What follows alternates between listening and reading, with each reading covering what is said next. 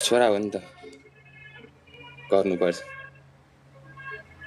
उमेर ढल्किँदै जान्छ, घरबाट टाढिनुपर्छ। खुसी र आनन्द त्यागी काम गर्नुपर्छ। बिहे नभए पनि पहिल्यै श्रीमती अनि सन्तानको लागि कमाउनुपर्छ। यस्तै छ नि त नेपालको सोसाइटी। पहिले केही गरेको देखाउनुपर्छ। बिहे नभए पनि पहिल्यै श्रीमती अनि सन्तानको लागि कमाउनुपर्छ। काँधमा जिम्मेवारी बोकेर तनाव लिनुपर्छ। तनाव नै मेटाउनको लागि अलिकति रमाइलो गर्छौँ। छोरा मान्छे हो, मोच छ नि तँलाई त, भन्लान् भनेर सुन्नुपर्छ। पीडा जतिसुकै भयो नि आँसु लुकाउनुपर्छ।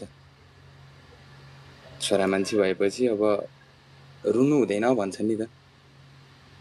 पीडा जतिसुकै भए पनि आँसु लुकाउनुपर्छ। तिमीलाई बुझ्दैन होला कसैले, तिमी आफूले आफूलाई नै बुझाउनुपर्छ। अब आश गर्नु छैन कोहीबाट, सबै आफै गर्नुपर्छ।